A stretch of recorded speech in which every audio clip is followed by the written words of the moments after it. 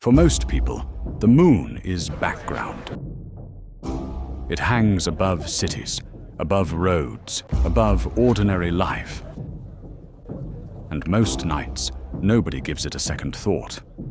But right now, that has changed. We are beginning a new chapter in America's human spaceflight story. Because for the first time in more than 50 years, and we have just had, for the first time in over 50 years, humans join the Deep Space Network. human beings are on their way back around the moon. Obviously, for what we see right behind us here, the SLS rocket and Orion spacecraft on launch pad 39B. Not to land, not yet, but to prove that we can leave Earth orbit again, cross the empty distance to the moon, swing around it, and come home. On 1st April 2026, NASA launched Artemis II, Booster ignition and liftoff. the first crewed mission of the Artemis program, Passing 1 minute to the Artemis II mission. sending 4 astronauts aboard Orion on an approximately 10-day journey around the moon and back. That matters more than it sounds, because going around the moon is not just a scenic detour. It is the first real test of whether modern deep space systems can carry people beyond low Earth orbit and bring them safely home. For decades, human spaceflight has mostly stayed close to Earth. Space stations, short missions, orbital routines. Artemis II changes that. After launch, Orion completed the burn that sent it out of Earth orbit and onto its path toward the moon, making this the first time people have left Earth's orbit since the Apollo era. And this mission does it with a free return trajectory, a flight path designed to loop around the moon and naturally guide the spacecraft back toward Earth.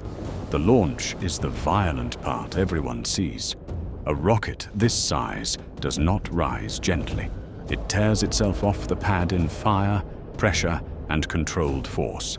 The crew of Artemis II now bound for the moon. Humanity's next great voyage begins. Then comes the part most people never really think about. Standing by for separation.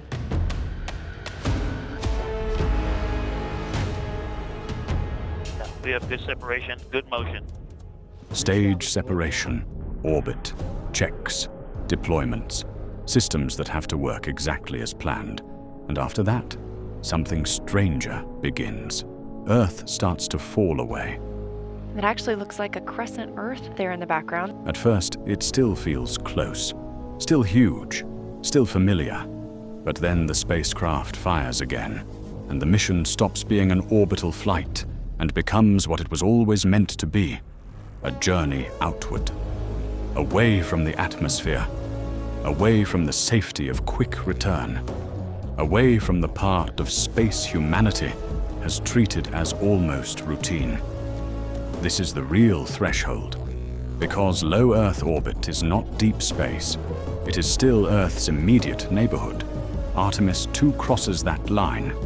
Inside Orion, the mission becomes quieter, more procedural, less dramatic on the outside, but more significant underneath. Every system matters now. Navigation, communications, power, life support. That is one of the central reasons this mission exists at all. And then comes the moment everything has been building toward. 10 seconds until translunar injection burns start. The moon stops being a bright disk in the sky and becomes a place again. NASA's current mission updates say the crew is on track for a lunar flyby on Monday, April 6th, and that during this phase, they are expected to photograph the surface and observe regions of the far side. For a few hours, this will be the closest humans have been to the moon in more than half a century. This is why the mission works so well visually. Because the moon is not just impressive. It is severe. No atmosphere, no softened light, no weather, no sound, just impact scars, dust, and scale. And that is exactly why this mission matters. Artemis II is not trying to pretend the moon is easy. It is doing the opposite.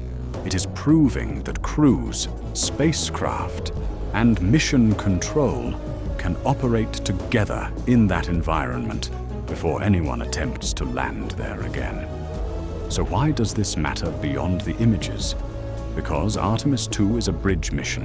NASA describes it as a key step toward future lunar surface missions and, longer term, toward deeper human exploration beyond the moon. After the flyby, Orion will turn for home, re-enter Earth's atmosphere, and end the mission with a splashdown recovery. NASA's current mission materials still describe the flight as an approximately 10-day mission around the moon and back to Earth. And maybe that is the real significance of Artemis II. Not that it lands, not that it builds a base, not that it solves everything in one mission, but that it closes a gap that has been open for more than 50 years. It proves that people can leave Earth orbit again, reach the moon again, see it properly again, and return. The moon has been waiting the whole time. This time, we finally went back,